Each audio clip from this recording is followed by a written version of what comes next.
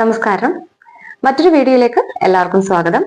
ഇന്നത്തെ വീഡിയോയിൽ നമ്മൾ ഡിസ്കസ് ചെയ്യുന്നത് ഫസ്റ്റ് സെമസ്റ്ററിലെ വൺ കോഴ്സ് ആയിട്ടുള്ള an introduction to historical tourism എന്നുള്ള പേപ്പറാണ്. നമുക്ക് ഓൾറെഡി എക്സാംസ് ഒക്കെ അനൗൺസ് ചെയ്തത് കൊണ്ട് തന്നെ നമ്മൾ ഇന്നൊരു ക്രാഷ് ക്ലാസ് ആയിട്ടാണ് എടുക്കുന്നത്. ഹിസ്റ്റോറിക്കൽ ടൂറിസത്തിന്റെ എല്ലാ ബ്ലോക്കുകളും ഉൾപ്പെടുത്തിയിട്ടുള്ള ഒരു ക്ലാസ് ആണ് ഇന്ന് ഉൾപ്പെടുത്താൻ ശ്രമിക്കുന്നത് വീഡിയോയിൽ. അപ്പൊ നമുക്ക് വീഡിയോയിലേക്ക് നമ്മൾ ആദ്യത്തെ യൂണിറ്റിലേക്ക് പോവുകയാണ്.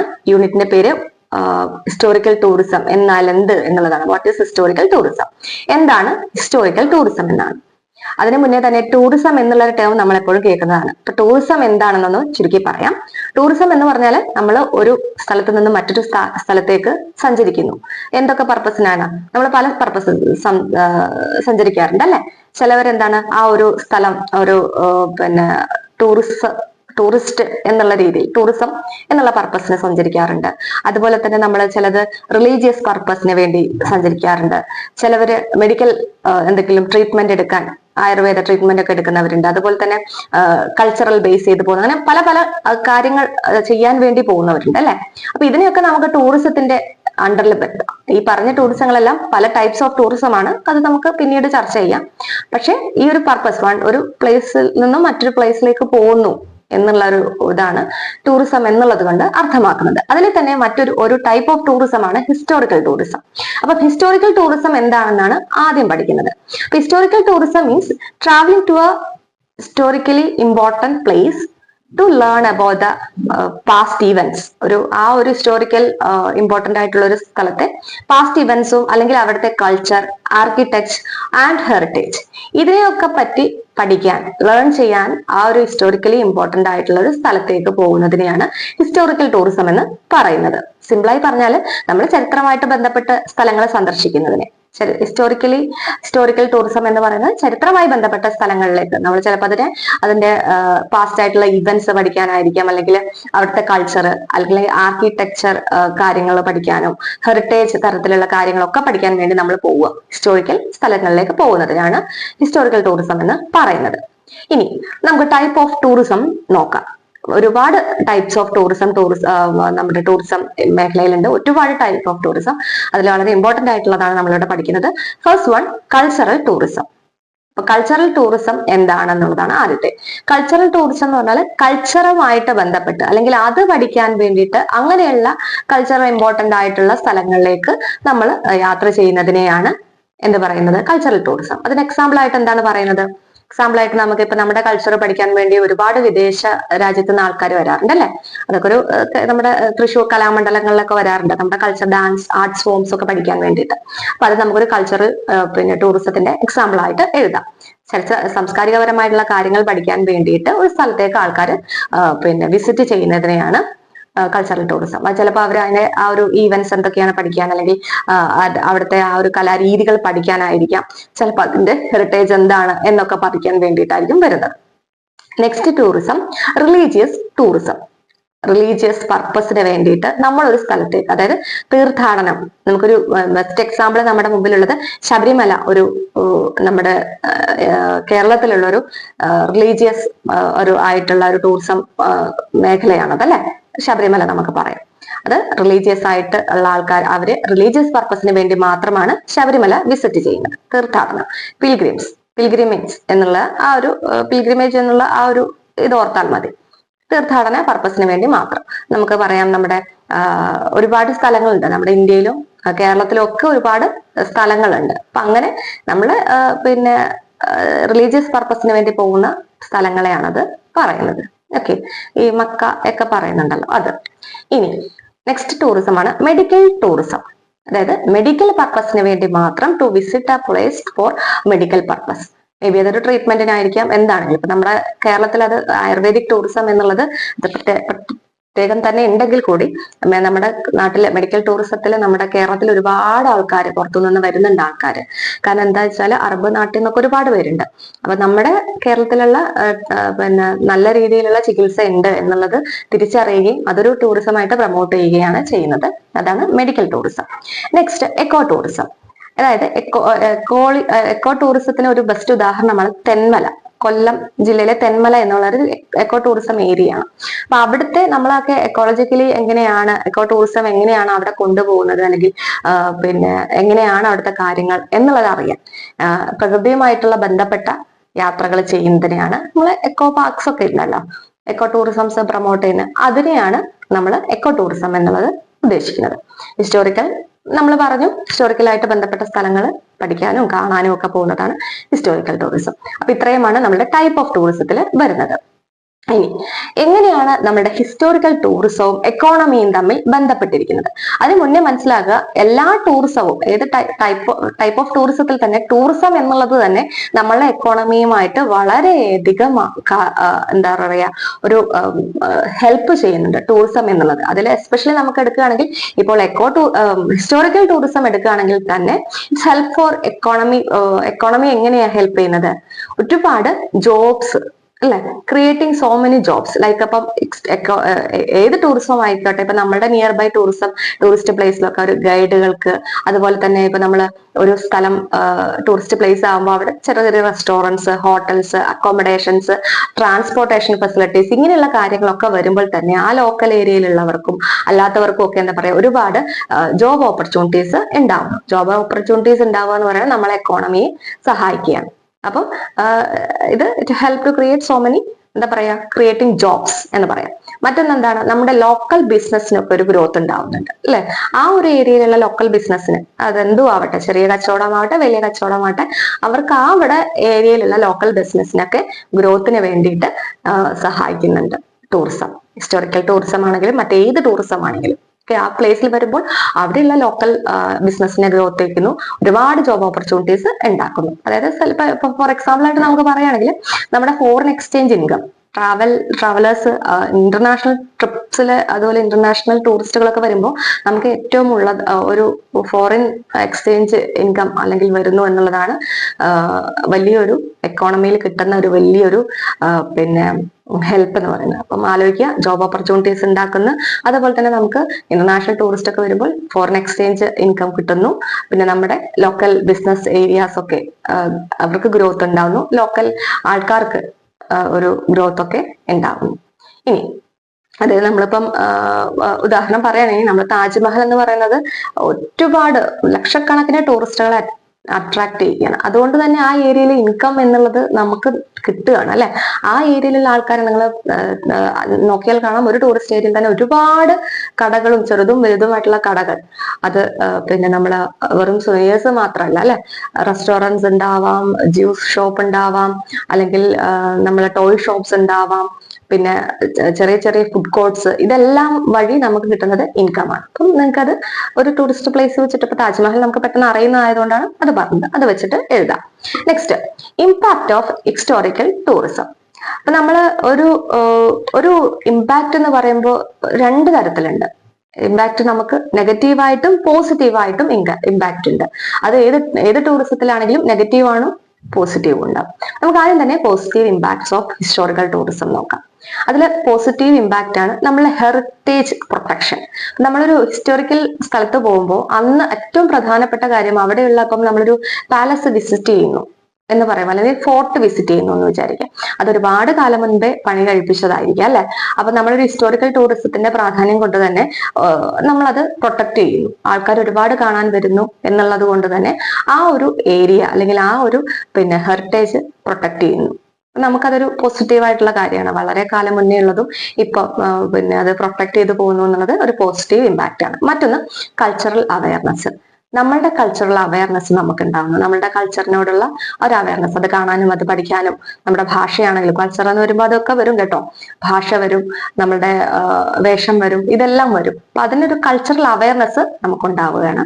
മറ്റൊന്ന് എക്കണോമിക് ഗ്രോത്ത്. എക്കണോമിക് ഗ്രോത്തിൽ നമ്മൾ പറഞ്ഞു ജോബ് ഓപ്പർച്യൂണിറ്റീസ് ഉണ്ടാവുന്നു, നമ്മളെ ലോക്കൽ ബിസിനസ് ഉണ്ടാവുന്നു, ഫോറിൻ എക്സ്ചേഞ്ച് ഇൻകം ഉണ്ടായിരുന്നു. ഇതൊക്കെ എക്കണോമിക്കൽ ഗ്രോത്തിൽ നമുക്ക് ഉൾപ്പെടുത്താം. അതൊരു പോസിറ്റീവ് കാര്യമാണ്. അപ്പൊ പോസിറ്റീവിൽ വരുന്നതാണ് ഹെറിറ്റേജ് പ്രൊട്ടക്ഷൻ, കൾച്ചറൽ എന്താ പറയാ അവയർനെസ്, അതുപോലെ തന്നെ നമുക്ക് എക്കണോമിക് ഗ്രോത്തും ഉണ്ടാവുന്നു. ഇതൊരു പോസിറ്റീവ് ഇമ്പാക്റ്റ് ആണ്. ഓക്കെ, നെക്സ്റ്റ് നെഗറ്റീവ് ഇമ്പാക്ട്സ് ഒക്കെ എന്തായിരിക്കും? Over crowding. നമ്മുടെ ഒരു സ്ഥലത്ത് ആൾക്കാരെ കൊണ്ട് വളരെ വളരെ നല്ല രീതിയിൽ ഇരുന്ന ഒരു സ്ഥലം ഈ ഒരു ടൂറിസ്റ്റുകളുടെ ഒക്കെ ഒരു ഇതുകൊണ്ട് തന്നെ ഒരുപാട് ഓവർ ക്രൗഡിങ് ആവുന്നു. ആ ഒരു ഏരിയയിലെ ഒരു സന്തുലിതാവസ്ഥ എന്താ പറയാ നശിച്ചു പോകുന്ന ഒരവസ്ഥ അവർ ചെയ്യും എത്തും അല്ലെ. അപ്പൊ അതൊരു നെഗറ്റീവ് ഇമ്പാക്റ്റ് ആണ്. മറ്റൊന്നാണ് പൊല്യൂഷൻ. സ്വാഭാവികമായിട്ടും അത്രയും ആൾക്കാർ വരുമ്പോൾ തന്നെ അവിടുത്തെ ആ ഒരു ഏരിയയിൽ പൊല്യൂഷൻ ഉണ്ടാവുന്നു അല്ലെ. വേസ്റ്റുകളും മറ്റുമൊക്കെ ആകുമ്പോൾ തന്നെ അതൊരു പൊല്യൂഷൻ അവിടെ ഉണ്ടാവുകയാണ്. പിന്നെ അതുപോലെ തന്നെ ചിലപ്പോൾ ഡാമേജ് ടു മോണിമെന്റ്സ് അറിയാം നമുക്ക്. പല ആൾക്കാർ വരുമ്പോൾ ആ ഒരു നമ്മളെ മോണിമെന്റ്സിനൊക്കെ അവർ ഡാമേജ് ആക്കാനും പല തരം ആൾക്കാരാണല്ലോ വരുന്നത്. അപ്പൊ അത് നമ്മൾ ചിലപ്പോൾ ഫേസ് ചെയ്യേണ്ടി വരും. അപ്പൊ ഒരു നെഗറ്റീവ് ഇമ്പാക്റ്റിൽ പറയാം എന്തൊക്കെയാണ്? പൊല്യൂഷൻ ഉണ്ടാവും, അതുപോലെ തന്നെ നമ്മുടെ മോണിമെന്റ്സ് ഡാമേജ് ടു മോണിമെന്റ്സ്, അതുപോലെ തന്നെ ഓവർ ക്രൗഡിങ് ഉള്ളത് കൊണ്ട് തന്നെ ആൾക്കാരുടെ തിക്കും തിരക്കും ഉള്ളത് കൊണ്ട് തന്നെ അതിന്റെ സസ്റ്റൈനബിൾ ആയിട്ടുള്ള കാര്യങ്ങൾ നിലനിർത്താൻ നമുക്ക് സസ്റ്റൈനബിലിറ്റി നിലനിർത്താൻ നമുക്ക് ബുദ്ധിമുട്ടായിരിക്കുമെന്ന് മനസ്സിലാക്കുക. അപ്പൊ ഇത്രയുമാണ് ഇമ്പാക്ട് ഓഫ് ഹിസ്റ്റോറിക്കൽ ടൂറിസം വരുന്നത്. ഓക്കെ, ഇനി നമുക്ക് നെക്സ്റ്റ് യൂണിറ്റിലേക്ക് പോവാം. That is conservation of historical sites.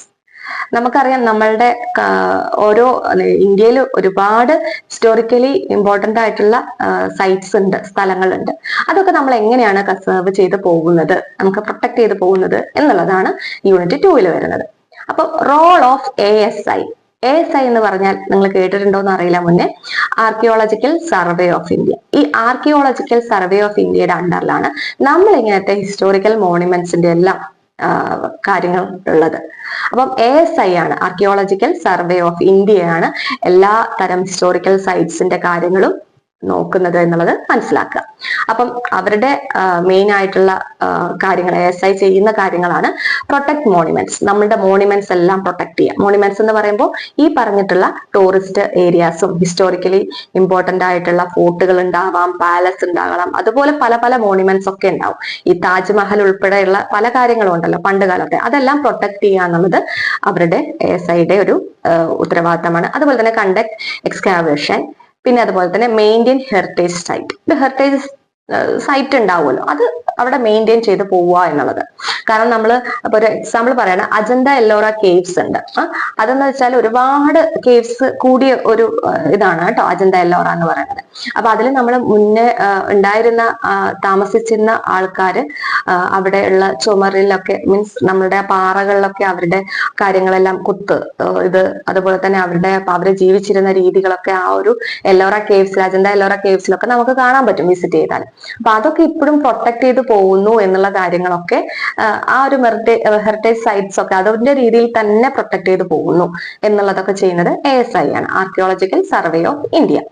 അപ്പൊ അതിന്റെ ഒരു എക്സാമ്പിൾ അജന്ത എല്ലോറ കേവ്സിന്റെ പിന്നെ കൺസർവേഷൻ എന്നുള്ളത് നിങ്ങൾക്ക് എഴുതാം.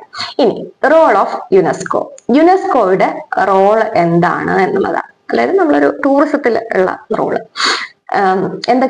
ഏതൊക്കെയാണ് നമ്മളുടെ ഹിസ്റ്റോറിക്കൽ സൈറ്റ്സ് എന്നുള്ളത് യുനെസ്കോയാണ് കണ്ടെത്തുന്നത്. നമ്മൾ ഒരു ഹിസ്റ്റോറിക്കൽ സൈറ്റ്സിന്റെ കുറെ കാര്യങ്ങളുണ്ട്.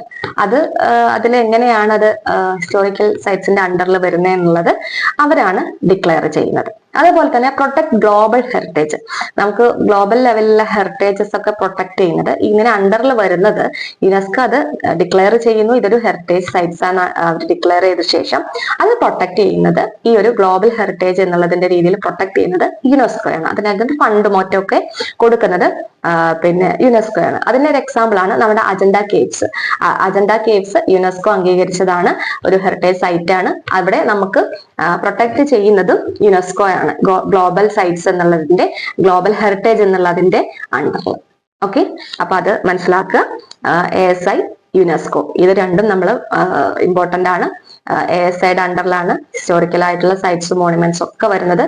അത് പ്രൊട്ടക്ട് ചെയ്യാനും അതുപോലെ തന്നെ അത് നമ്മൾ ഏതൊക്കെയാണെന്നുള്ളത് പിന്നെ എന്താ പറയാ നമ്മുടെ ഹെറിറ്റേജ് സൈറ്റ്സ് ഒക്കെ മെയിൻറ്റെയിൻ ചെയ്യാനൊക്കെയാണ് ASI ഉള്ളത്. അതുപോലെ തന്നെ റോൾ ഓഫ് യുനെസ്കോ എന്ന് പറഞ്ഞാൽ യുനെസ്കോ ആണ് ഓരോ heritage sites, world heritage sites ഏതൊക്കെയാണെന്ന് ഡിക്ലെയർ ചെയ്യുന്നത്. നമ്മുടെ നാട്ടിൽ അങ്ങനെ ഉള്ളതാണ് അജന്ത കേവ്സ് കേട്ടോ. അപ്പം അത് പ്രൊട്ടക്ട് ചെയ്യുന്നതും അതുപോലെ തന്നെ ഗ്ലോബൽ സൈറ്റ്സിന്റെ അണ്ടറിൽ വരുത്തുന്നതൊക്കെ യുനെസ്കോ ആണെന്നുള്ളത് മനസ്സിലാക്കുക. ഓക്കെ, ഇനി നമ്മുടെ സെക്കൻഡ് ബ്ലോക്ക് ആണ് ഹിസ്റ്റോറിസൈൻ ട്രാവൽ ഇൻ ഇന്ത്യ. ഓക്കെ, അതിൽ ഫസ്റ്റ് യൂണിറ്റ് ആണ് travel view and history. Okay, അപ്പം എന്താണ് ഈ ഒരു ട്രാവലോഗ്സ്? ട്രാവലോഗ്സ് എന്നുള്ളത് നമ്മളെല്ലാം കേട്ടിട്ടുണ്ട് അല്ലെ? എന്താണ്? യാത്രാ വിവരണം. അതായത് നമ്മൾ ഓരോ യാത്രക്കാരും ട്രാവലേഴ്സ് എഴുതിയേക്കുന്ന അവരുടെ യാത്രാ അനുഭവങ്ങളെയാണ് ട്രാവലോഗ്സ് എന്ന് പറയുന്നത്. അത് ഹിസ്റ്ററിക്കലി ഒരു റീകൺസ്ട്രക്ട് ചെയ്യാൻ വളരെ അതില് എന്താ പറയാ വളരെ ഇമ്പോർട്ടന്റ് ആണ്. ഇത് ഹിസ്റ്ററിക്കലി ഒരു റീകൺസ്ട്രക്ട് ചെയ്യാനുള്ളത് വളരെ ഇമ്പോർട്ടന്റ് ആണ്. അവർ പലരുടെ യാത്രാ അനുഭവങ്ങൾ ഈ ഒരു പിന്നെ ട്രാവലോഗ്സ്, അതായത് നമ്മുടെ ചുമ്മാ നമുക്ക് എഴുതാൻ പറ്റില്ല. ട്രാവലോഗ്സ് എഴുതുക എന്ന് പറയുന്നത് ആർക്കും വേണ്ടി എന്ത് വേണമെങ്കിലും എഴുതാൻ പറ്റും എന്നുള്ളതല്ല. അത് നമ്മൾ ഹിസ്റ്ററിയുമായിട്ട് ബന്ധപ്പെടുത്തിയിട്ട് വേണം അല്ലെ? നമുക്ക് അറിയുന്ന ഹിസ്റ്ററി എന്ന് പറയുമ്പോൾ നമ്മൾ അതിനെ പറ്റി പഠിച്ച് മനസ്സിലാക്കിയ ശേഷം മാത്രമേ നമുക്കത് ഒരു ട്രാവലോഗ് യാത്രാ വിവരണം നമുക്ക് ചെയ്യാൻ സാധിക്കുകയുള്ളൂ. നമുക്കറിയാം, അതായത് പാസ്റ്റ് സൊസൈറ്റി എന്താണെന്ന് അറിയണം. നമ്മൾ അവിടെ ആ ഒരു ഹിസ്റ്ററി പറയുമ്പോൾ ഒബിയസ്ലി ആ ഒരു പിന്നെ പാസ്റ്റ് ഹിസ്റ്ററി നമ്മൾ അറിഞ്ഞിരിക്കണം. അവിടുത്തെ കൾച്ചർ എന്തായിരുന്നു, മുന്നത്തെ കൾച്ചർ എന്താണ്, അവിടുത്തെ ട്രേഡ് എന്താണ്, അതൊക്കെ പൊളിറ്റിക്സ് എന്താണ്, ഇതെല്ലാം നമ്മൾ മനസ്സിലാക്കണം. എങ്കിൽ മാത്രമേ നമുക്കൊരു ട്രാവലോഗ് എന്ന് പറയാൻ എഴുതാൻ പറ്റുള്ളൂ. അല്ലെങ്കിൽ അത് ഈ ഒരു ചുമ്മാ നമുക്ക് എഴുതാൻ പറ്റുന്ന ഒന്നല്ല ട്രാവലോഗ് എന്നുള്ളത് മനസ്സിലാക്കുക. അതുപോലെ തന്നെ അതിൽ തന്നെ എംപയർസിന്റെ ബൗണ്ടറീസ് ഒക്കെ ഫിക്സ് ചെയ്യാൻ കൂടി നമുക്കത് സഹായിക്കും അല്ലെ? അതായത് ഹിസ്റ്റോറിക്കലി നമ്മൾ അവരുടെ കാര്യങ്ങളൊക്കെ നോക്കുമ്പോൾ ഒബിയസ്ലി നമുക്ക് മനസ്സിലാവും എംപയേഴ്സ് ഉണ്ടായിരുന്നു നമ്മുടെ നാട്ടിൽ. അപ്പൊ അവരുടെ ആ ഒരു ബൗണ്ടറി അതാണ്, അവരുടെ ബൗണ്ടറിയിൽ വരുന്നതാണ്, അല്ലെങ്കിൽ അവര് പണി കഴിപ്പിച്ചതാണ് താജ്മഹൽ അല്ലെ? അങ്ങനെ നമുക്ക് ഓരോ കാര്യങ്ങൾ അറിയാൻ പറ്റും. ഓരോരുത്തരും ഓരോ കാര്യങ്ങൾ പിന്നെ ആരാണ് ആദ്യം കഴിപ്പിച്ചത്, അപ്പൊ ആ ഒരു പ്രദേശത്തെ ഒരു ഹിസ്റ്റോറിക്കൽ പ്ലേസ് അല്ലെങ്കിൽ പാലസ് ആർക്ക് വേണ്ടി ആര് കഴിപ്പിച്ചു എന്നുള്ളത്, അപ്പൊ അവരുടെയൊക്കെ എംപയേഴ്സിന്റെ ഒരു ബൗണ്ടറീസ് ഒക്കെ ഫിക്സ് ചെയ്യാനും കൂടി നമുക്ക് ഈ ഒരു ട്രാവലോഗ് വഴി നമുക്ക് സാധിക്കും എന്നുള്ളതാണ്. അതായത് ട്രാവലോഗിന്റെ ഇമ്പോർട്ടൻസ് എന്ന് പറഞ്ഞാൽ നമ്മൾ അവരുടെ കൾച്ചർ, ട്രേഡ്, അതുപോലെ തന്നെ അവരുടെ പൊളിറ്റിക്സ് ഒക്കെ മനസ്സിലാക്കി ഈ എംപയേഴ്സിന്റെ ഒക്കെ ബൗണ്ടറി ഒക്കെ ഫിക്സ് ചെയ്യാനൊക്കെ നമ്മളെ ഈ ഒരു ട്രാവലോഗ് കൊണ്ട് നമുക്ക് സാധിക്കും എന്നുള്ളത് മനസ്സിലാക്കുക. അടുത്ത യൂണിറ്റിലേക്ക് പോവുകയാണ്. Foreign travellers in India and their accounts. അതായത് ഫോറിൻ ട്രാവലേഴ്സ് എന്ന് പറഞ്ഞാൽ നമ്മുടെ മറ്റു രാജ്യങ്ങളിൽ നിന്നും ഇന്ത്യ സന്ദർശിച്ചവർ, അവരുടെ അനുഭവങ്ങളൊക്കെ എഴുതിയവരാണ് അല്ലെ? നമ്മുടെ രാജ്യത്തെ പറ്റി, നമ്മുടെ കൾച്ചറിനെ പറ്റിയൊക്കെ അവരറിഞ്ഞ് അവരതിനെ പറ്റി എഴുതിയവരാണ് ഈ ഫോറിൻ ട്രാവലേഴ്സ്. അപ്പൊ അവരുടെ റൈറ്റിംഗ്സിൽ, അവരുടെ അക്കൗണ്ട്സിൽ ഹിസ്റ്ററി പഠിക്കുക എന്നുള്ളത് വളരെ ഇമ്പോർട്ടന്റ് ആണ്. അവർ നമ്മളുടെ ഹിസ്റ്ററിയെ പറ്റി, നമ്മളുടെ പാസ്റ്റിനെ പറ്റി അവര് വളരെ വ്യക്തമായിട്ട് അവരുടെ ബുക്കുകളിലെല്ലാം രേഖപ്പെടുത്തിയിട്ടുണ്ട്. ഓക്കെ, നമ്മുടെ സൊസൈറ്റി എങ്ങനെയായിരുന്നു, കൾച്ചർ എങ്ങനെയായിരുന്നു, റിലീജിയൻ എങ്ങനെയായിരുന്നു എന്നുള്ള കാര്യം, അഡ്മിനിസ്ട്രേഷൻസും നമ്മുടെ എക്കോണമി ആ സമയത്തൊക്കെ എങ്ങനെയായിരുന്നു എന്നുള്ളത് ഈ ഒരു ഫോറിൻ ട്രാവലേഴ്സ് അവരുടെ അക്കൗണ്ട്സിൽ, അവരുടെ ബുക്കുകളിൽ അവരുടെ റൈറ്റിംഗ്സിൽ അവർ എഴുതിയിട്ടുണ്ട് ഹിസ്റ്ററിയെ പറ്റി. ഓക്കെ, അത് നമ്മൾ മുന്നേ കേട്ടിട്ടുണ്ട്. നമ്മുടെ പുരാതന കാലത്ത് ഇപ്പൊ ഈ പറഞ്ഞ ഏൻഷ്യൻ പീരീഡില് എങ്ങനെയായിരുന്നു എന്നുള്ളതും ഒക്കെ അവര് എഴുതിയിട്ടുണ്ട് ഡീറ്റെയിൽ ആയിട്ട്. അതായത് ഫോറിൻ സമയത്ത് ഒരുപാട് പേര്, അതായത് ഇവര് ഒരു പേര് പറയുകയാണെങ്കിൽ മെഗസ്തൻസ്, ഫാക്സിയൻ, സുവാൻസാൻ എന്നൊക്കെ ഇവരുടെയൊക്കെ അക്കൗണ്ട്സിൽ നമ്മുടെ മൗര്യഗുപ്ത കേട്ടിട്ടുണ്ട്. മൗര്യഗുപ്തയുടെയൊക്കെ ആ ഒരു കാര്യങ്ങളെല്ലാം ഇവര് കൃത്യമായി രേഖപ്പെടുത്തിയിട്ടുണ്ട്. അതായത് മെഗാസ്തൻസിൽ അവരുടെ ഗ്രീക്ക് അംബാസിഡർ എഴുതിയത് അവര് ചന്ദ്രഗുപ്ത മൗര്യനെ പറ്റിയൊക്കെ എഴുതിയിട്ടുണ്ട്. അതായത് അതിന്റെ ബുക്കിന്റെ പേരാണ് ഇൻഡിക്ക എന്നുള്ളതാണ് ആ ഒരു ബുക്കിന്റെ പേര്. അപ്പൊ അതിന്റെ കോൺട്രിബ്യൂഷൻ എന്ന് പറഞ്ഞാൽ നമ്മുടെ മൗര്യ പിന്നെ അഡ്മിനിസ്ട്രേഷൻ, അവരുടെ എങ്ങനെയായിരുന്നു അതിന്റെ അഡ്മിനിസ്ട്രേഷൻസ്, അതുപോലെ തന്നെ ആ ഒരു സമയത്തെ സൊസൈറ്റിയും അവിടുത്തെ കാസ്റ്റ് സിസ്റ്റവും, ഈ പാട്ടലിപുത്ര ഉണ്ടല്ലോ അതിന്റെ ആ ഒരു സിറ്റിയുടെ ഒരു കാര്യങ്ങളൊക്കെയാണ് ആ ഒരു ബുക്കിൽ, ഇന്ഡിക എന്നുള്ള ബുക്കിൽ ആ ഗ്രീക്ക് അംബാസിഡർ എഴുതിയിട്ടുണ്ടായിരുന്നത്. ഓക്കെ, അപ്പൊ അത് ഒരു എക്സാമ്പിൾ പറയുകയാണെങ്കിൽ നമ്മുടെ പാടലിപുത്ര എങ്ങനെയാണ് വെൽ ഡെവലപ്ഡ് ആയിട്ട് ഒരു സിറ്റി ആയും ഇതും അവിടുത്തെ റോഡുകളും അവരുടെ സെക്യൂരിറ്റി സിസ്റ്റംസിനെ ഒക്കെ പറ്റിയാണ് ആ ബുക്കിൽ അദ്ദേഹം രേഖപ്പെടുത്തിയത് പുരാതന കാലത്ത്. ഇനി മറ്റൊന്ന് പിന്നെ ഫാക്സിയൻ, അദ്ദേഹം എന്ന് വെച്ചാൽ മൗര്യഭരണം അതിന്റെ സൊസൈറ്റിയെ പറ്റിയാണ് അദ്ദേഹം അവരുടെ പിന്നെ റൈറ്റിംഗ്സിൽ എഴുതിയത്.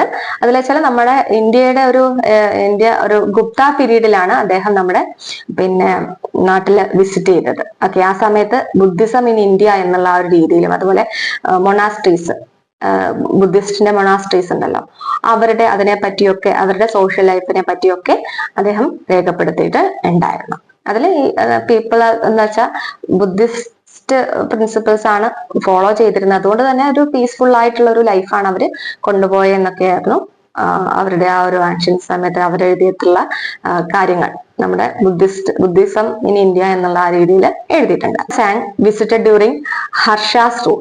ഹർഷ അവരുടെ ആ ഒരു സമയത്താണ്, വേറെ സമയത്താണ് അവരത് വിസിറ്റ് ചെയ്തത്, ഹിയാൻ സോങ് എന്ന് പറഞ്ഞിട്ടുള്ള ആള്. അപ്പൊ അവിടെ ആ സമയത്ത് പിന്നെ എന്താണ് കോൺട്രിബ്യൂഷൻസ് ഒക്കെ, അതായത് നളന്ദ യൂണിവേഴ്സിറ്റി ഒക്കെ ഹർഷ എംപയറുടെ സമയത്തായിരുന്നു. അപ്പൊ അതില് തന്നെ അവിടുത്തെ എഡ്യൂക്കേഷൻ സിസ്റ്റം, നളന്ദ യൂണിവേഴ്സിറ്റി അറിയാലോ, അതുപോലെ തന്നെ പൊളിറ്റിക്കൽ കണ്ടീഷൻസ് എങ്ങനെയായിരുന്നു, നമ്മുടെ റിലീജിയൻ ആ സമയത്ത് എങ്ങനെയായിരുന്നു എന്നുള്ളത്. അതായത് എക്സാമ്പിൾ നമ്മുടെ ഒരു മെയിൻ ലേണിംഗ് സെന്റർ ആയിരുന്നു നളന്ദ യൂണിവേഴ്സിറ്റി. അപ്പൊ അതിനെ പറ്റിയൊക്കെ അത് വ്യക്തമായിട്ട് എഴുതിയിട്ടുണ്ടായിരുന്നു. അത് ബൗദ്ധമതത്തിന്റെ വളർച്ച എന്നുള്ളത് കൃത്യമായിട്ട് എഴുതിയിട്ടുണ്ടായിരുന്നു. ഇനി നമുക്ക് മറ്റൊന്നാണ്, പിന്നെ ഇത്രയും നമ്മളെ ആൻഷ്യൻ പീരീഡിൽ ഉണ്ടായിരുന്നത്. ഇനി ഒരു മിഡീവൽ പീരീഡ്, അത് പുരാതന കാലത്തെ കാര്യമാണ് നേരത്തെ പറഞ്ഞത്. ഇപ്പൊ പറയാൻ പോകുന്നത് മിഡീവൽ, നമ്മളുടെ ഒരു മധ്യകാലം എന്ന് പറയല്ലോ, ആ സമയത്തുള്ള കാര്യങ്ങൾ. ആ സമയത്ത് ഇബിൻ ബത്തൂട്ട എന്ന് പറഞ്ഞിട്ടുള്ള ആള്, അതായത് മുഹമ്മദ് ബിൻ തുഗ്ലക്കിന്റെ സമയത്താണ് നമ്മുടെ നാട്ടിലുള്ള വിസിറ്റ് ചെയ്യേ. ആ സമയത്ത് ഡൽഹിയുടെ കോൺട്രിബ്യൂഷൻസ്, ഡൽഹി ആ ഏരിയയിലായിരുന്നല്ലോ മുഹമ്മദ് ബിൻ തുഗ്ലക്ക് ഉണ്ടായിരുന്നത്. അതായത് ഡൽഹി സുൽത്താൻ അഡ്മിനിസ്ട്രേഷൻ അതെങ്ങനെയായിരുന്നു എന്നുള്ളതും, അതിന്റെ trade travel routes, social life എങ്ങനെയാണെന്നുള്ള കാര്യങ്ങളൊക്കെ അവര് റൈറ്റ് ചെയ്തിരുന്നു. അല്ലാതെ ഒരു ജഡ്ജായിട്ട് his worked as a judge in Delhi.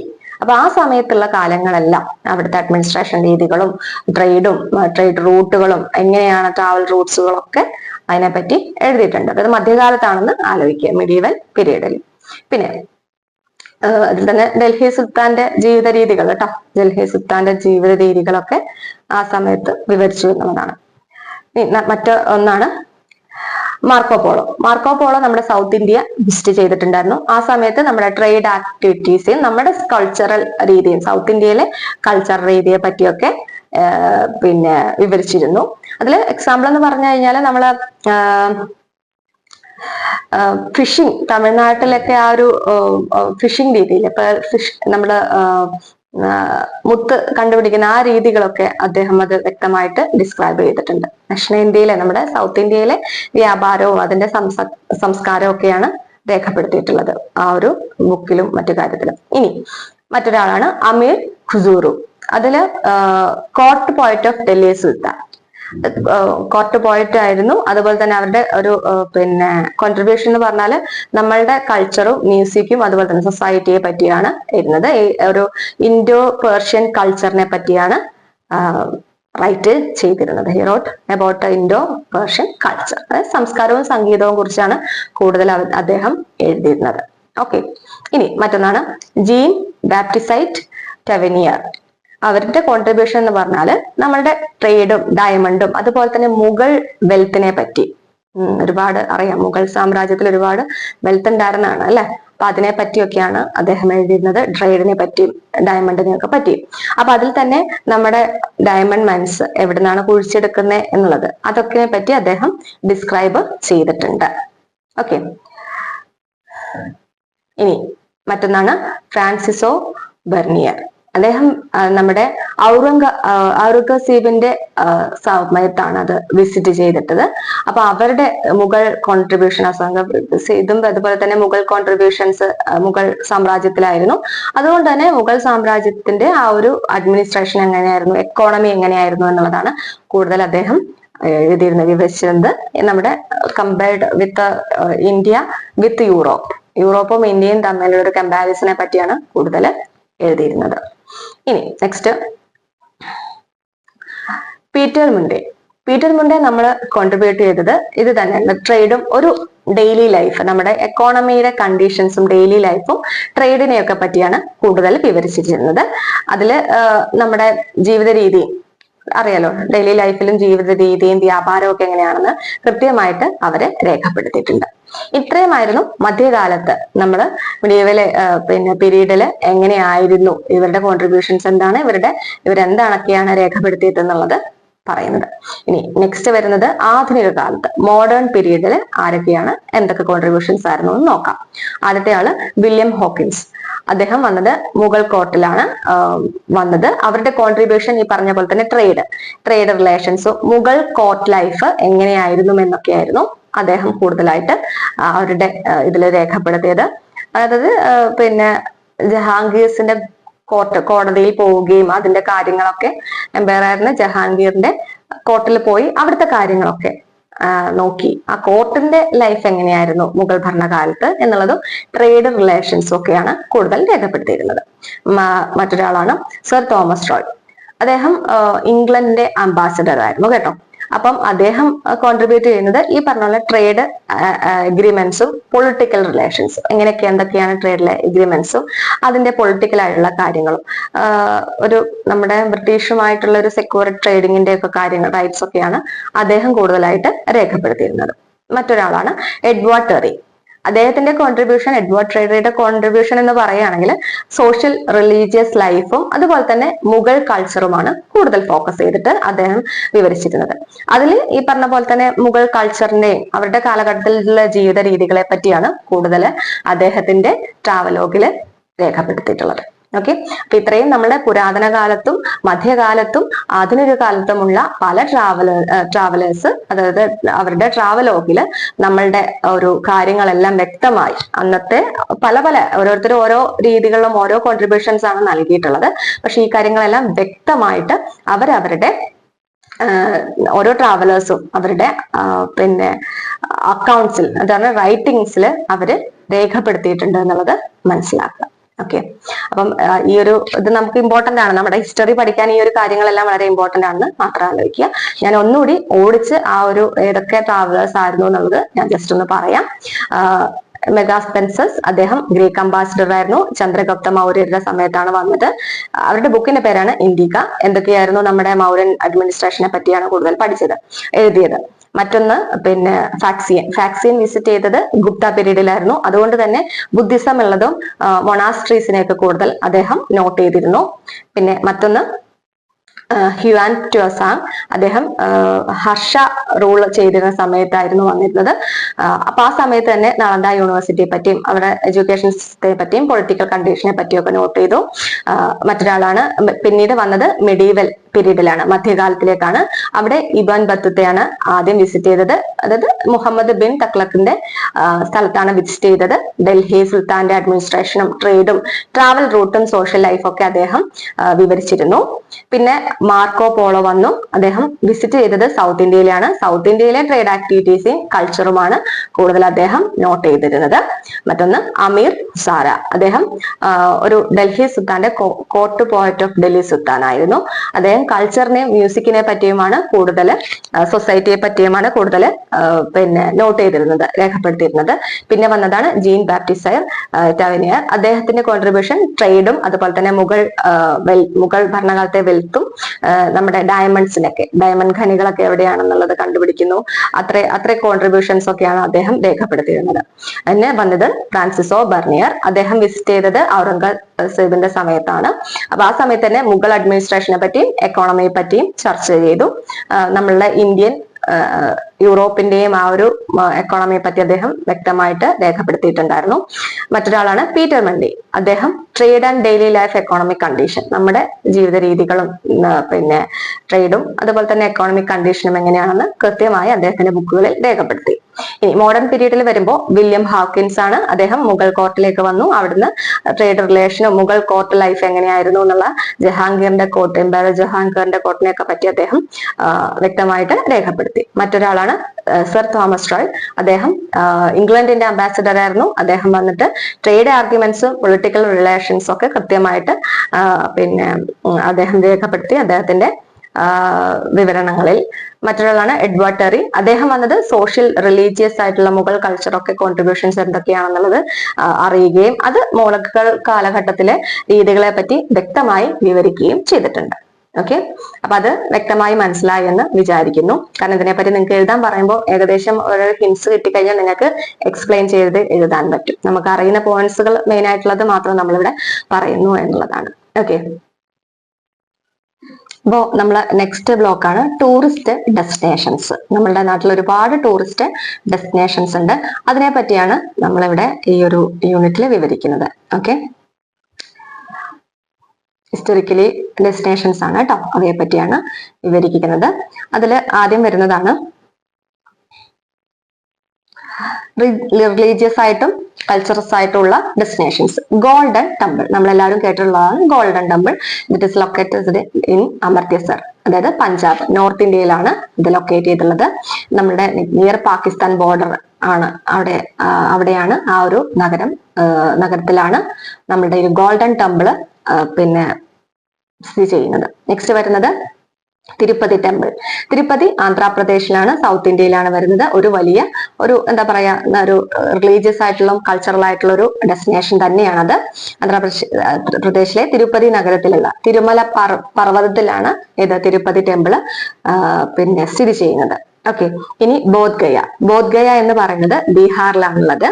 Gaya ഡിസ്ട്രിക്റ്റില്, Gaya എന്നുള്ള ജില്ലയിലാണ് ബോധ്ഗയ നിലനിൽക്കുന്നത്. നെക്സ്റ്റ് ജഗന്നാഥ ടെമ്പിൾ എന്ന് പറയുന്ന മറ്റൊരു വലിയ ഹിസ്റ്റോറിക്കലി അതുപോലെ തന്നെ റിലീജിയസ് ആയിട്ടുള്ള ഒരു ഡെസ്റ്റിനേഷൻ ആണ്. സ്ഥിതി ചെയ്യുന്നത് പുരിയിലാണ്, ഒഡീസ, അതും നോർത്ത് ഈസ്റ്റ് ഇന്ത്യയിലാണ് സ്ഥിതി ചെയ്യുന്നത്. അത് നിയർ ബേ ഓഫ് ബംഗാൾ കടൽ തീരത്താണ് ഇത് സ്ഥിതി ചെയ്യുന്നത്. മറ്റൊന്നാണ് ഹരിദ്വാർ പിന്നെ നോർത്ത് ഇന്ത്യയിൽ തന്നെയാണ്, ഉത്തരാഖണ്ഡിലാണ് നിൽക്കുന്നത്. നമ്മുടെ ബാങ്ക് ഓഫ് റിവർ ഗംഗയുണ്ടല്ലോ, ബാങ്ക് ഓഫ് റിവർ ഗംഗയാണ്, ഗംഗാ നദിയുടെ തീരത്താണ് ഈ ഒരു ഹരിദ്വാർ സ്ഥിതി ചെയ്യുന്നത്. മറ്റൊന്ന് വരുന്നത് അജ്മീർ ഷെരീഫ് ദഹ, അതായത് സ്ഥിതി ചെയ്യുന്നത് അജ്മീർ നഗരത്തിലാണ്, രാജസ്ഥാനിലാണ്. നോർത്ത് വെസ്റ്റ് ഇന്ത്യ എന്നുള്ള ഇതിലാണ് വരുന്നത്. രാജസ്ഥാൻ ആണ് മെയിൻ സ്ഥലം, അജ്മീർ ട്ടോ. പിന്നെ അജ്മീർ ഷരീഫ് ദർഗ. ഓക്കെ, മറ്റൊന്ന് ശാന്തി നികേതൻ. അതെവിടെയാണുള്ളത്? വെസ്റ്റ് ബംഗാളിലാണ്. ഈസ്റ്റ് ഇന്ത്യയാണ്, ഈസ്റ്റ് സൈഡിലാണ്, വെസ്റ്റ് ബംഗാളാണ്. നിയർ ബോൽപൂർ എന്ന് പറഞ്ഞിട്ടുള്ള സ്ഥലത്താണ്, സമീപത്താണ്. പശ്ചിമ ബംഗാളിന്റെ ബോൽപൂർ എന്നുള്ള സ്ഥലത്താണ് ഉള്ളത്. ഓക്കെ, ഇനി വർദ്ധ ഉള്ളത് സെൻട്രൽ ഇന്ത്യയിലാണ്, അതായത് മഹാരാഷ്ട്രയിലാണ് ഇത് സ്ഥിതി ചെയ്യുന്നത്. മറ്റൊന്ന് തിരുച്ചിറപ്പള്ളി, അത് സൗത്ത് ഇന്ത്യ കംപ്ലീറ്റ് തമിഴ്നാടാണ്. പിന്നുള്ളത് വേളാങ്കണ്ണിയാണ്, നമുക്കറിയാം. അതും നാഗപട്ടണത്ത് എന്നുള്ള ജില്ലയിലെ തമിഴ്നാട്ടിലാണ് സ്ഥിതി ചെയ്യുന്നത്. അതും നിയർ ബേ ഓഫ് ബംഗാളിന്റെ കടൽ തീരത്താണ് സ്ഥിതി ചെയ്യുന്നത്, നാഗപട്ടണം ജില്ല, ഓർക്കുക. മറ്റൊന്ന് നമ്മള് ഹിസ്റ്റോറിക്കൽ ഡെസ്റ്റിനേഷൻസ് നമ്മളുടെ കേരളത്തിലുള്ള പിന്നെ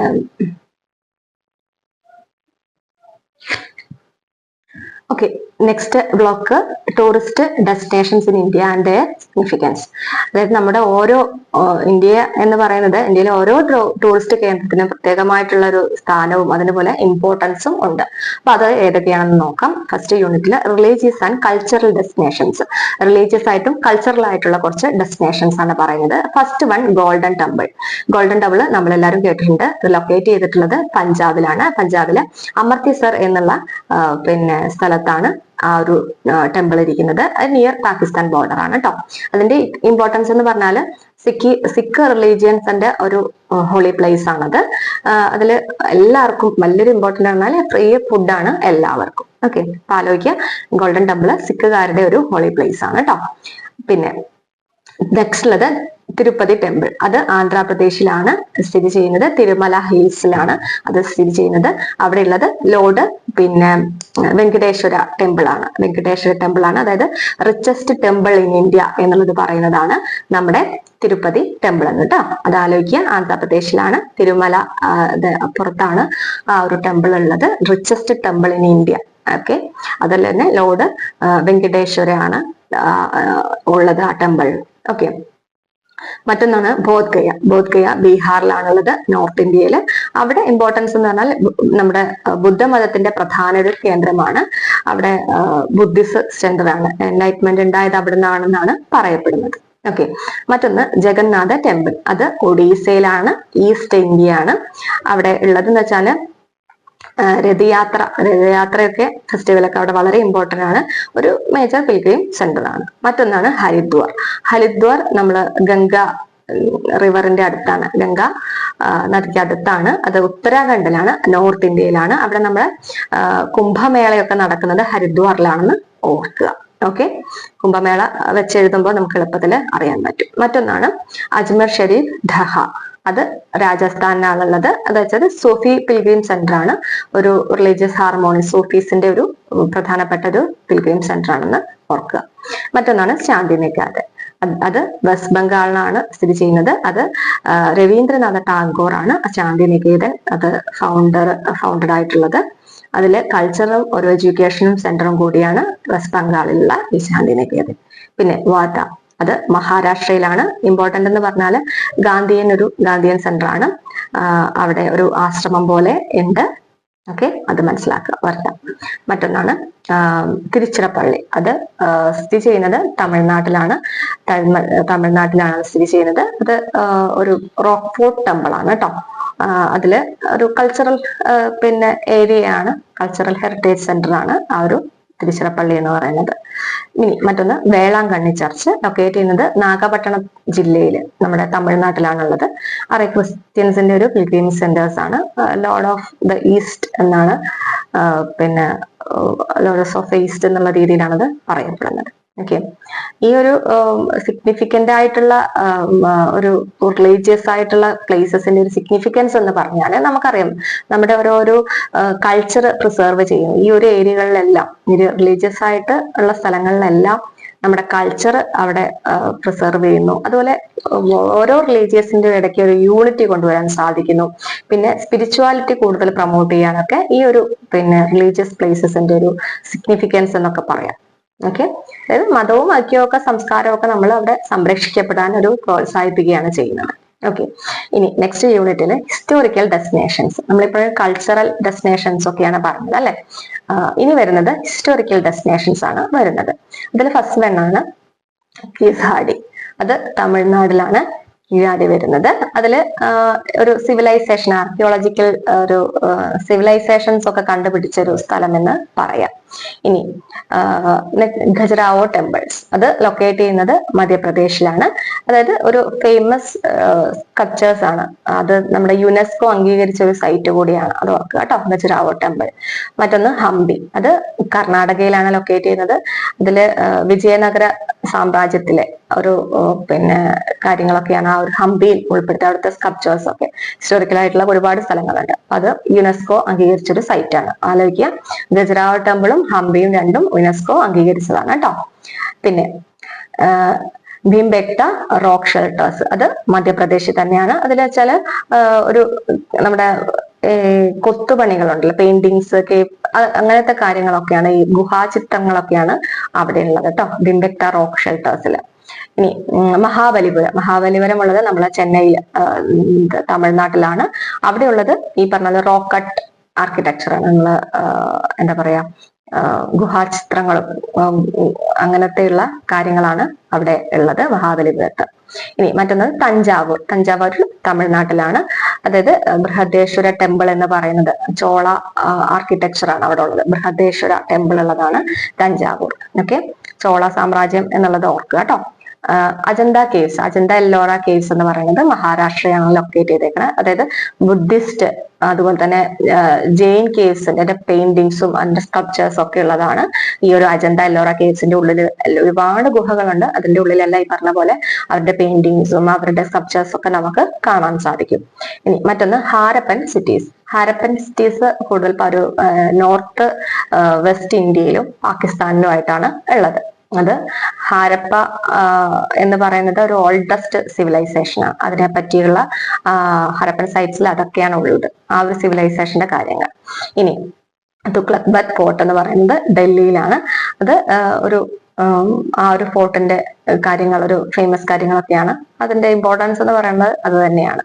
മറ്റൊന്ന് മെഹ്റോളി ആർക്കിയോളജിക്കൽ പാർക്ക്. അത് മെഹ്റോളിയ അവിടെ ലൊക്കേറ്റ് ചെയ്തിരിക്കുന്നത് ഡൽഹിയിലാണ്. ഹിസ്റ്റോറിക്കൽ മോണുമെന്റ് ആണ് എന്നുള്ളത് മനസ്സിലാക്കുക. ഓക്കെ, നെക്സ്റ്റ് താജ്മഹൽ ആണ്, ആഗ്രയിലാണ്, ഉത്തർപ്രദേശിലാണ് നിലനിൽക്കുന്നത്. ഇത് നമുക്കറിയാം അല്ലെ, മുഗൾ ആർക്കിടെക്ചർ ഒരു ഉദാഹരണമാണ്. സിംബൽ ഓഫ് ലവ് എന്നുള്ളതാണ്. എനിക്ക് തോന്നുന്നു ഷാജഹാൻ ചക്രവർത്തിയുടെ കാര്യങ്ങളൊക്കെ എഴുതി നിങ്ങൾക്ക് കൂടുതൽ എഴുതാൻ പറ്റുമായിരിക്കും. മറ്റൊന്ന് കുതബ് മിനാർ, ലൊക്കേറ്റ് ചെയ്തിരിക്കുന്നത് ഡൽഹിയിലാണ്. അതായത് ടോളസ്റ്റ് ഒരു മൈൻഡ് റെസ്റ്റ് യുനെസ്കോ സൈറ്റും കൂടിയാണ്. പിന്നെ കുത്തബ് മിനാർ. മറ്റൊന്ന് ജമാ മസ്ജിദ് ഡൽഹിയിലാണ്. അതും മുഗൾ സാമ്രാജ്യത്തിലെ ഒരു മോസ്കാണ്, വളരെ കാണേണ്ട തന്നെ വലിയൊരു മോസ്കാണത്. മറ്റൊന്ന് പൂർണ്ണ ഖില, ലൊക്കേറ്റ് ചെയ്തിരിക്കുന്നത് ഡൽഹിയിലാണ്, ആൻഷ്യന്റ് ആയിട്ടുള്ള ഒരു ഫോർട്ടാണ്. പിന്നെ മറ്റൊന്നാണ് റെഡ് ഫോർട്ട്, അതും ഡൽഹിയിലാണ്. മുഗൾ പാലസിന്റെ മുഗൾ പാലസ് ആണത്. പിന്നെ നാഷണൽ ആയിട്ട് ഇമ്പോർട്ടന്റ് ആയിട്ടുള്ള സ്ഥലമാണ് റെഡ് ഫോർട്ട്. ഓക്കെ. മറ്റൊന്ന് ആഗ്ര ഫോർട്ട്, അതും ലൊക്കേറ്റ് ചെയ്തിരിക്കുന്നത് ആഗ്രയിലാണ്, ഉത്തർപ്രദേശിലാണ്. മുഗൾ മിലിറ്ററി ഫോർട്ട് ആയിട്ടാണ് ആഗ്ര ഫോർട്ട് കാണുന്നത്. മുഗൾ ഭരണകാലത്തുള്ള മിലിറ്ററി ഫോർട്ടായിട്ടാണ് അത് അറിയപ്പെടുന്നത്. ഫത്തേപൂർ സിക്രി, അത് ഉത്തർപ്രദേശിലാണ്. അതിലെ അക്ബറിന്റെ ക്യാപിറ്റൽ സിറ്റി എന്നുള്ളതാണ് ഈ ഫത്തേപൂർ സിക്രി ഉള്ളത് പറയുന്നത്. മ്യൂസിയംസ് ഓൾ ഓവർ ഇന്ത്യ നമുക്ക് ഒരുപാട് മ്യൂസിയംസ് ഉണ്ട് അല്ലെ. അതിന്റെ ഇമ്പോർട്ടൻസ് എന്ന് പറഞ്ഞാൽ നമ്മുടെ ഹിസ്റ്റോറിക്കൽ ആയിട്ടുള്ള ഒബ്ജക്ട്സും അതുപോലെ അതൊക്കെ പ്രിസർവ് ചെയ്യുക, എന്തിനു വേണ്ടിയിട്ട്, എഡ്യൂക്കേഷൻ പർപ്പസിന് വേണ്ടിയിട്ട്. ഓക്കെ. അപ്പൊ ഇത്രയുമാണ്. അപ്പൊ നിങ്ങൾ ഈ പറഞ്ഞ സൈറ്റുകളെല്ലാം ഹിസ്റ്റോറിക്കൽ ഡെസ്റ്റിനേഷൻസിന്റെ മാത്രമല്ല, നമ്മളല്ലാതെ പറഞ്ഞ കൾച്ചറലുമായിട്ടും പിൽഗ്രിംസ് റിലീജിയസ് ആയിട്ടുള്ള ഡെസ്റ്റിനേഷൻസിന്റെ ഒക്കെ ആ ഒരു ഡെസ്റ്റിനേഷൻസ് നിങ്ങളിപ്പോ ഇങ്ങനെ പറയുമ്പോൾ ഇന്നതാണ് ഇമ്പോർട്ടൻസ്, ഇത്ര പ്ലേസ് ആണെന്നൊക്കെ പറയുമ്പോൾ പ്ലേസ് കൂടി എഴുതുമ്പോൾ നമുക്ക് മാർക്ക് പെട്ടെന്ന് വീഴും. അപ്പൊ അതുകൂടി നിങ്ങൾ ആലോചിക്കുക. ഓക്കെ. എഴുതുമ്പോൾ ഇത് കറക്റ്റ് ആയിട്ട് ഓർക്കാനാണ് നമ്മളിങ്ങനെ കൃത്യമായി പറഞ്ഞു തന്നത്. ഓക്കെ. അപ്പൊ അടുത്ത വീഡിയോയിൽ ബാക്കിയുള്ള ബ്ലോക്കുകൾ കൂടി നമ്മൾ ഉൾപ്പെടുത്തുന്നതാണ്. അപ്പം അടുത്തൊരു വീഡിയോയിൽ കാണാം. അതുവരെ